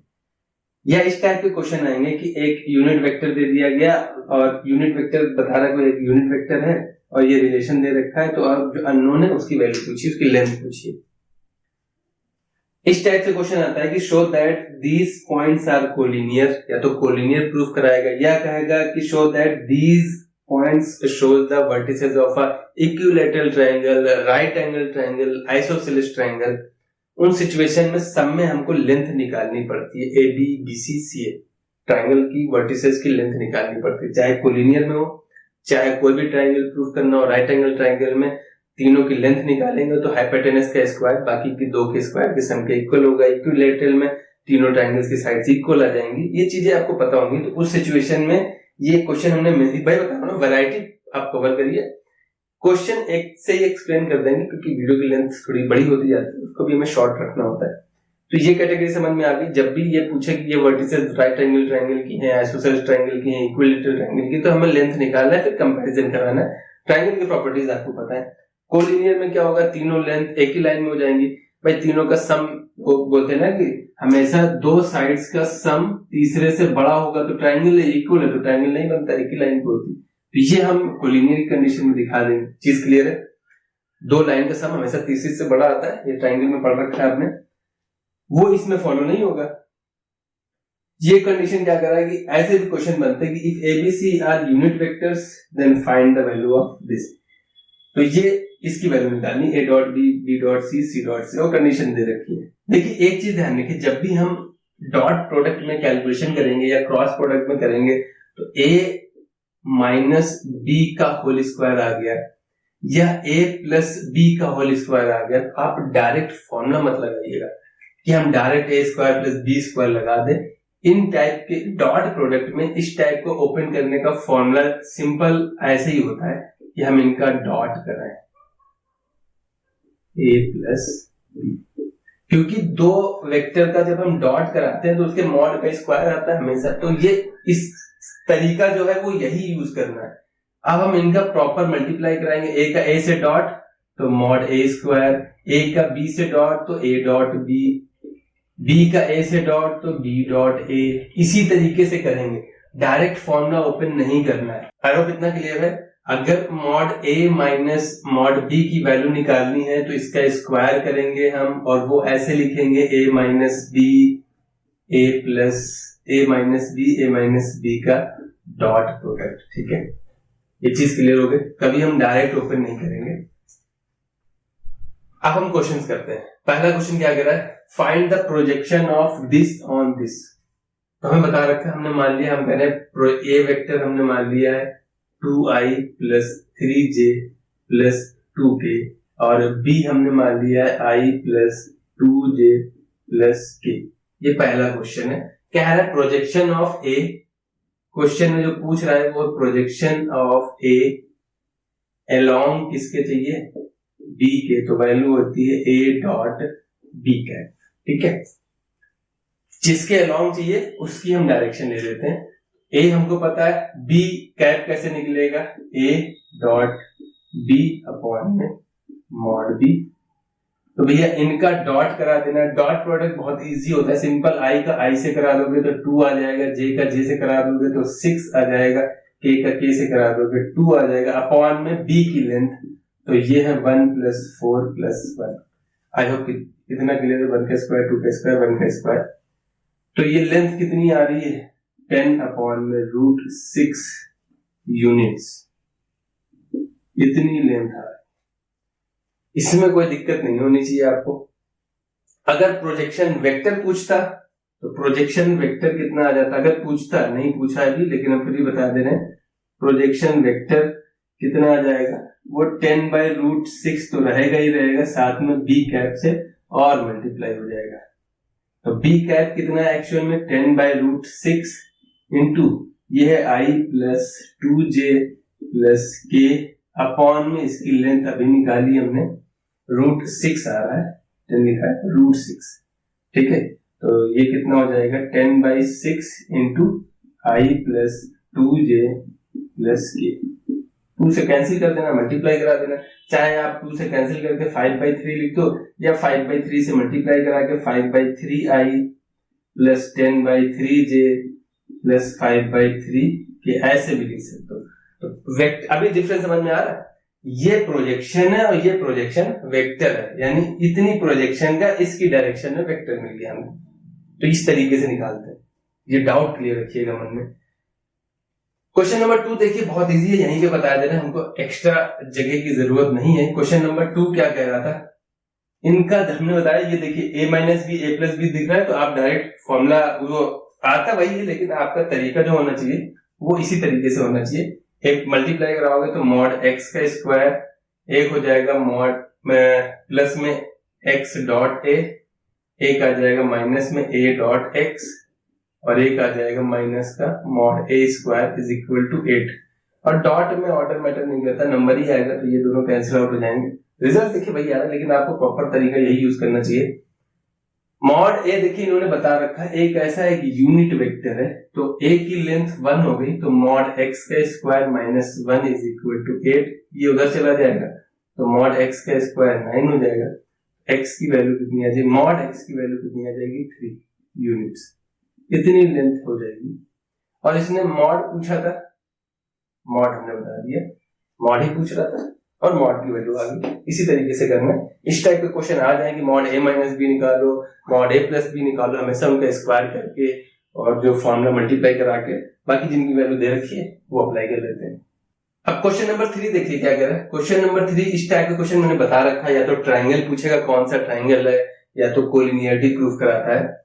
तो हमें पहले लेंथ निकालनी होगी, पहले ए बी वेक्टर निकालिए, ए बी ए सी और बी सी निकाल लो, 3 वेक्टर निकाल लेना, ठीक है।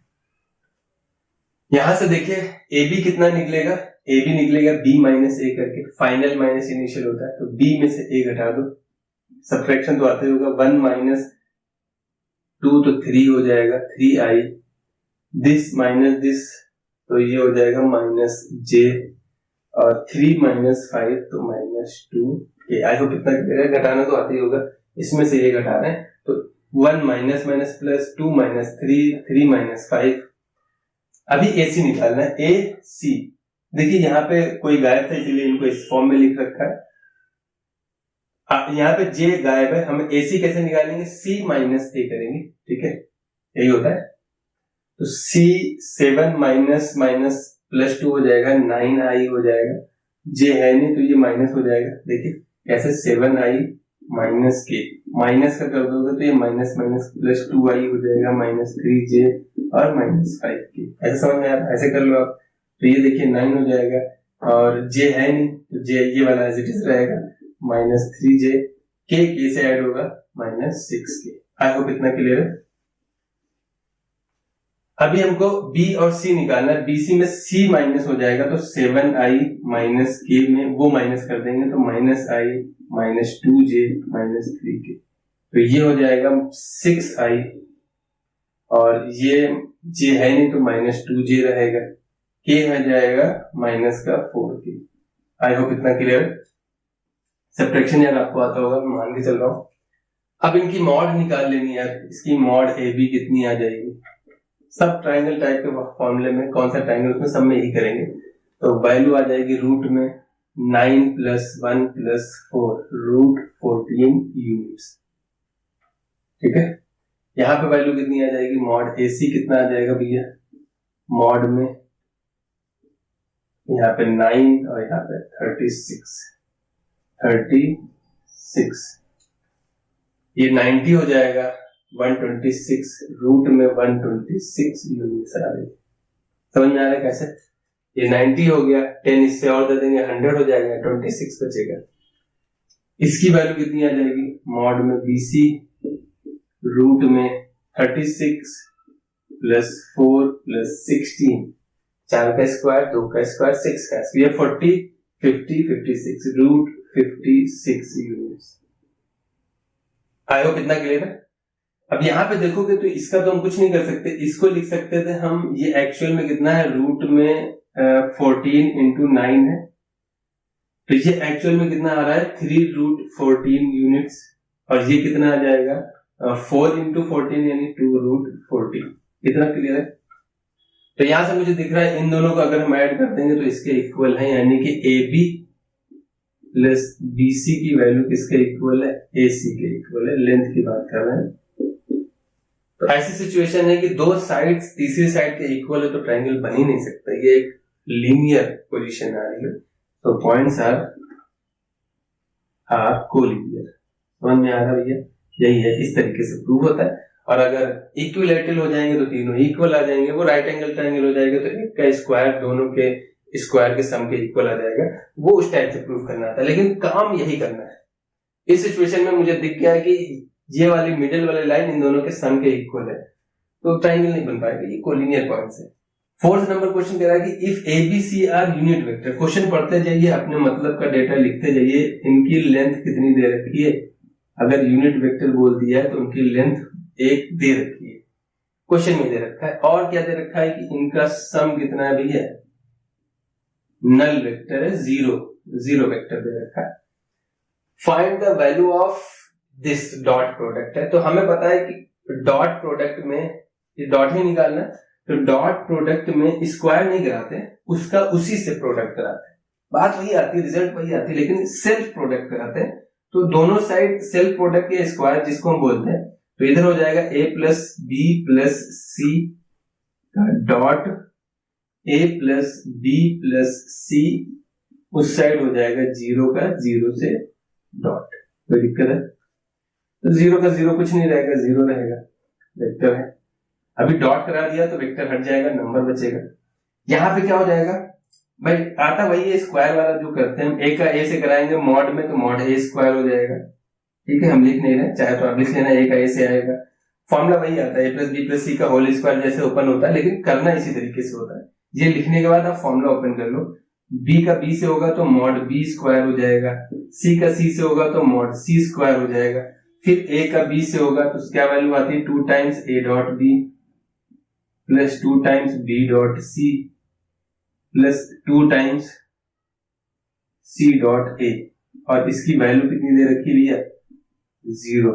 ठीक है, हमको इसकी वैल्यू निकालनी है और इनकी वैल्यू हमको दे रखी है 1, तो 1 + 1 + 1 3 हो गई, यहां से 2 कॉमन ले लिया, A.B B.C C.A की वैल्यू कितनी है, 0, तो ये वैल्यू उधर भेज दोगे, तो वैल्यू हमारी जो रिक्वायर्ड है वो कितनी मिल जाएगी, A.B B.C और C.A कितना आ जाएगा, -3/2। आई होप इतना क्लियर है। तो इस टाइप के भी क्वेश्चन पूछे जाते हैं, प्रोसेस आपको पता होना चाहिए कैसे लगाते हैं, बाकी आप प्रैक्टिस कर लीजिएगा अच्छे से। 2 टाइप के हमारे प्रोडक्ट थे, एक स्केलर और डॉट प्रोडक्ट, दूसरा आता है हमारा वेक्टर और क्रॉस प्रोडक्ट। इसको वेक्टर इसलिए बोलते हैं क्योंकि रिजल्ट में हमको वेक्टर मिलता है। वहां पे बस यहीं तक था, A.B mod A mod B, यहाँ पे cos थीटा था। यहाँ पे ये जो n लगा, ये n कैप है, डायरेक्शन मैंने बता रखा है। यूनिट वेक्टर एक्चुअली एक डायरेक्शन वेक्टर होता है, तो ये एक स्केलर क्वांटिटी इनटू में एक वेक्टर। एनकैप को आप इग्नोर मत करना, ये एक डायरेक्शन वेक्टर है और ये जो है ए और बी पे परपेंडिकुलर। निकालते कैसे हैं इसको? राइट हैंड रूल से निकालते हैं।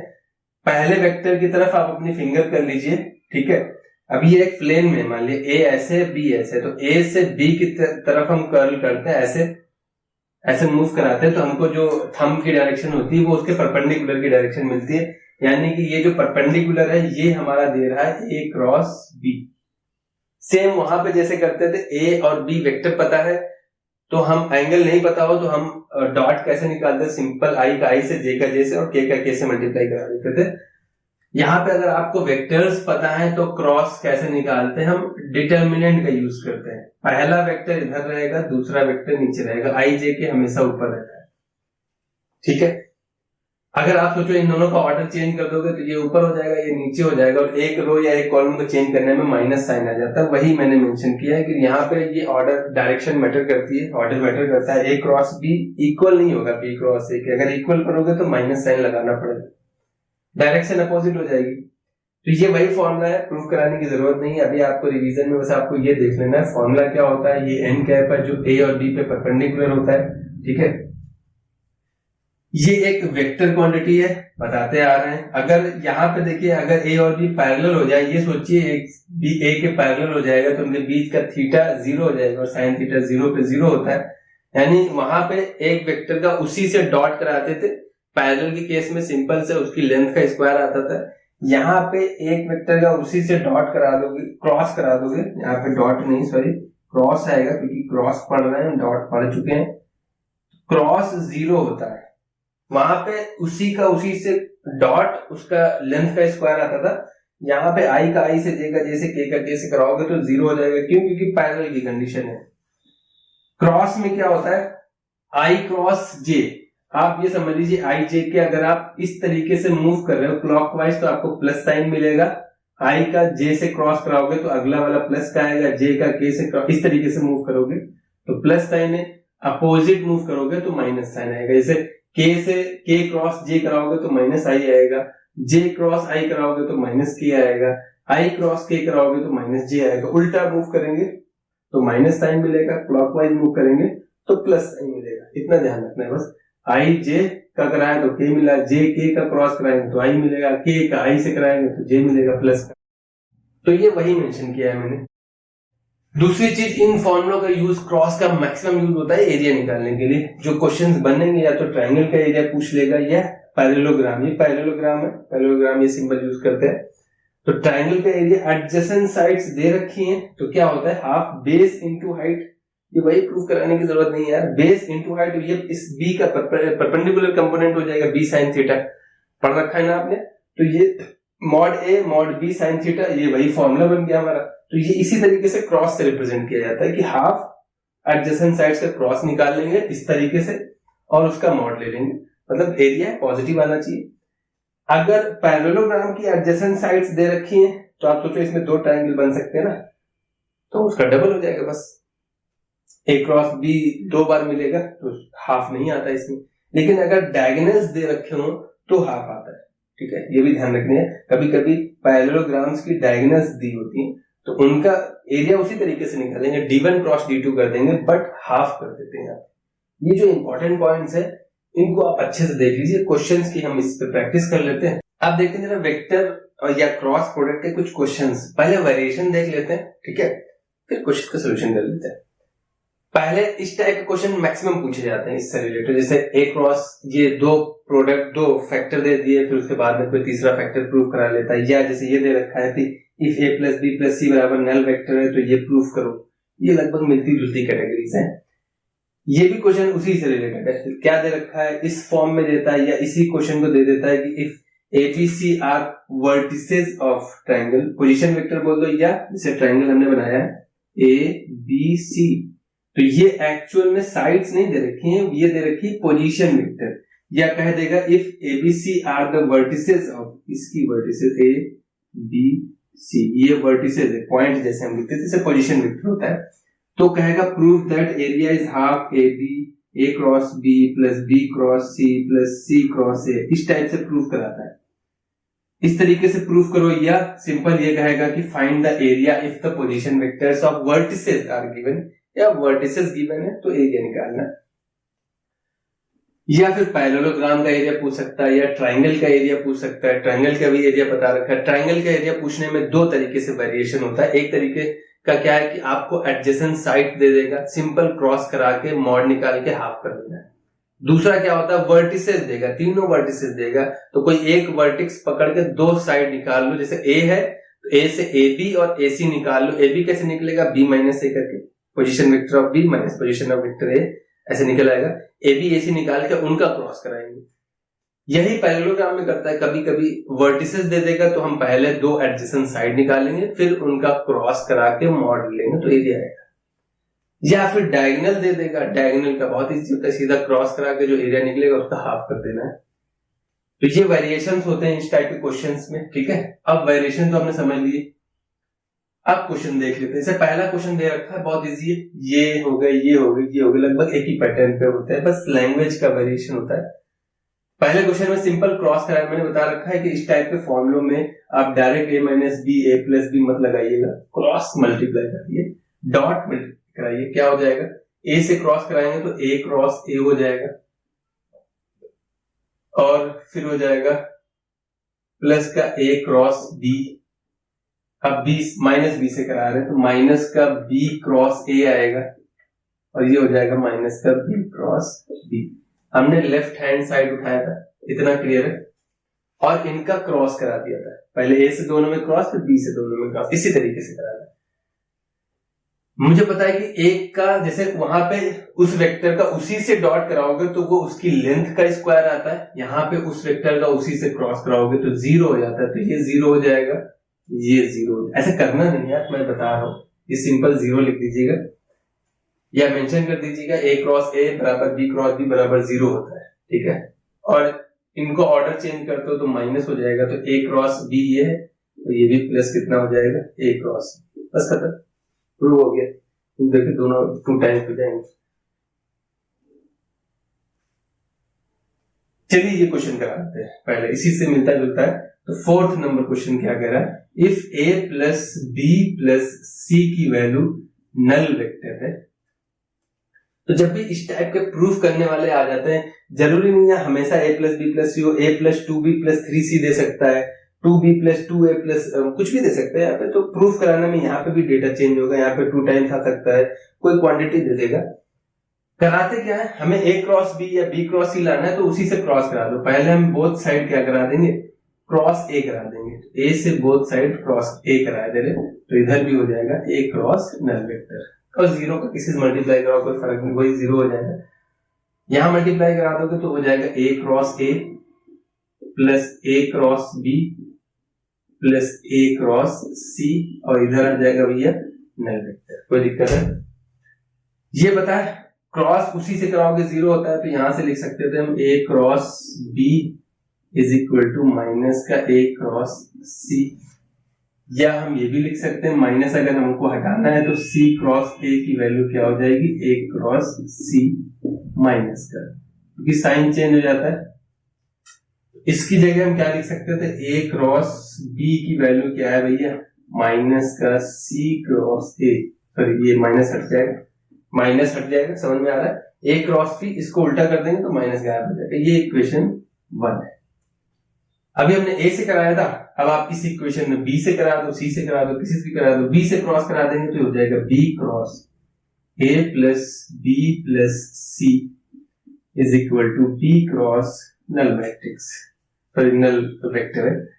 बी से कराओगे तो ये हो जाएगा बी क्रॉस ए, ये हो जाएगा बी क्रॉस बी, ये हो जाएगा बी क्रॉस सी, और ये रहेगा जीरो वेक्टर नल वेक्टर। ये तो ठीक है, ये ठीक है, लेकिन ये जीरो हो जाएगा, एक वेक्टर का उसी से क्रॉस कराते हैं तो जीरो हो जाता है। इसको क्या लिख सकते हैं, माइनस का ए क्रॉस बी लिख सकते हैं। पता है अगर ये ऑर्डर चेंज करोगे माइनस हो जाएगा, ये जीरो हो गया, ये है B cross C equal to क्या है, जीरो। यहां से पता चल रहा है, इसको उस साइड भेज देंगे तो ए क्रॉस बी की वैल्यू किसके इक्वल है भैया, बी क्रॉस सी की। ये इक्वेशन 2 है। इक्वेशन 1 और 2 को जरा आप कंपेयर करा दो भैया, इक्वेशन 1 और 2 को आप जरा कंपेयर करा लो तो ए क्रॉस बी इसके इक्वल है, ए क्रॉस बी इसके इक्वल है, यानी हम कह सकते हैं कि तीनों आपस में इक्वल है। तो यहीं से प्रूव हो जाता है कि A cross B from equation 1 and 2 A cross B equal है बी क्रॉस सी के और वो इक्वल है सी क्रॉस ए के। तीनों प्रूव हो जाते हैं। आप देखिए इन दोनों से प्रूव कर सकते हैं ये इसके इक्वल है, ये इसके इक्वल है, यानी ये भी इक्वल हो जाएंगे, यानी तीनों आपस में इक्वल है। एक प्रूफ करना था। क्वेश्चन नंबर 2 देखते हैं जरा। Find the area of parallelogram with adjacent sides. Adjacent sides हमने मान लिया कि a है, एक हमारी i minus j plus 3k और दूसरी एडजेसेंट साइड्स है 2i minus 7j plus k। Area क्या आता है? एरिया ऑफ पैरेललोग्राम कितना आता है भैया? वो आता है सिंपल a क्रॉस b का मॉड। ठीक है, तो पहले a क्रॉस b निकाल ले। a क्रॉस b कैसे आता है भाई? a क्रॉस b आ जाएगा i j के। अगर एंगल वगैरह नहीं पता है हमको डायरेक्ट a क्रॉस b निकालना है, जैसे डायरेक्ट a डॉट b निकालने का मेथड होता था। a की वर्टिसेस है 1 माइनस 1 3, b की वर्टिसेस है 2 माइनस 7 1। डिटरमिनेंट सॉल्व करना आता है हमको। पहले i लेंगे, ये उसी के देखो first row first column cancel हो जाएगी, इसका इससे मल्टीप्लाई -1। अगर आपको मैट्रिसेस वगैरह में दिक्कत है डिटरमिनेंट वगैरह में, ऑलरेडी अवेलेबल है लेक्चर, आप देख सकते हैं जाके। तो ये -1 और ये माइनस माइनस प्लस 21 हो जाएगा। ये माइनस का होगा j, तो ये एलिमेंट कैंसिल हो जाएंगे, इसका इससे मल्टीप्लाई होगा 1, इसका इससे मल्टीप्लाई होगा -6 प्लस k। ये एलिमेंट कैंसिल हो जाएंगे -7 और माइनस माइनस प्लस 2। वैल्यू कितनी आ रही है? 20i minus minus plus 5j और यहाँ वैल्यू आ रही है -5k। आई होप कितना क्लियर है। ये वैल्यू है a क्रॉस p की। इसका मॉड ले लोगे तो एरिया आ जाएगा। तो एरिया कितना आ रहा है? एरिया ऑफ पैरेललोग्राम, मैं सिंबल यूज कर रहा हूं, आप लिख देना भैया। वो वैल्यू आ जाएगी √20 का स्क्वायर 425 और ये भी कितना हो जाएगा 25। तो वैल्यू आ रही है रूट में 450 स्क्वायर यूनिट्स, क्योंकि एरिया स्क्वायर यूनिट्स में होता है, यूनिट हमको पता नहीं। अगर निकालना चाहो निकाल लो, अदरवाइज एज छोड़ दो यार, कोई दिक्कत नहीं। आगे देखते हैं क्वेश्चन नंबर। एरिया इसी तरीके से निकलेगा। डायगोनल दिया होता तो डायगोनल में एरिया निकाल के बस हाफ कर देते। ट्राइंगल का होता तो ट्राइंगल की एडजेसेंट साइड्स निकाल के क्रॉस करा के सीधा एरिया निकाल के इसी तरीके से हाफ कर देते, बस हाफ होता है वहां। क्वेश्चन नंबर 3 क्या करा है? Find the area of triangle ABC. Find the area of triangle ABC whose position vector दे रखा है। इस क्वेश्चन में कहा क्या रहा है जरा देख लीजिए, यहीं पे कराया दे रहे हैं। क्वेश्चन नंबर जो हमारा 3 है उस क्वेश्चन में क्या कह रहा है? ट्राइंगल है एबीसी, ए बी सी, इसकी वर्टिसेस दे रखी है, ये बी है ये सी है, जैसे पॉइंट में दिए होते हैं उसी तरीके से यहाँ पे दे रखी है। तो हमको एरिया निकालना है और कुछ नहीं दे, डेटा नहीं दे रखा है। तो एरिया होता क्या है? एरिया होता है हाफ एडजेसेंट साइड्स, या तो आप ए बी ए सी निकाल लो, या बी से 2 वर्टिसेस निकाल लो, या सी से 2, आपके ऊपर डिपेंड करता है। हमने ए से निकाली, एक आ गई A B cross A C. I hope इतना क्लियर है। ए बी ए सी एक ही वर्टेक्स से निकालना चाहिए। तो ए बी निकलेगा कैसे? हाफ। ए बी निकलेगा कैसे? बी माइनस ए करके, तो वो वैल्यू हो जाएगी B minus A cross A C. कैसे निकलेगा?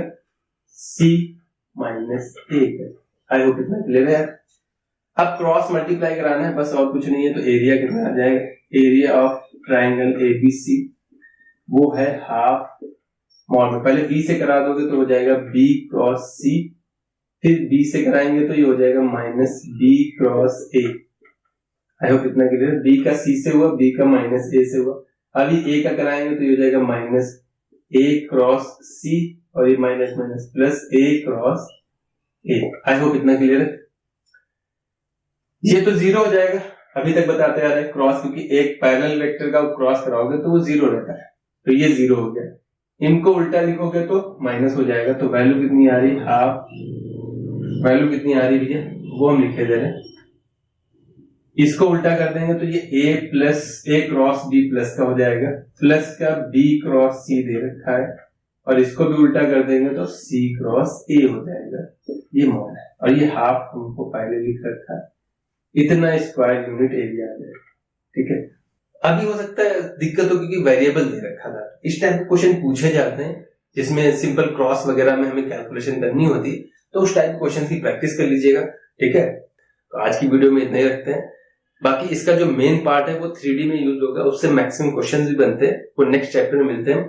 बस वीडियो अच्छी लगे तो लाइक शेयर जरूर करिएगा, अपने फ्रेंड के साथ जरूर शेयर करिएगा। आपका सपोर्ट ही हमको मोटिवेट करता है। ठीक है, नेक्स्ट वीडियो मिलते हैं, तब तक सेफ रहिए और एग्जाम प्रिपरेशन जरूर करिए। Thank you.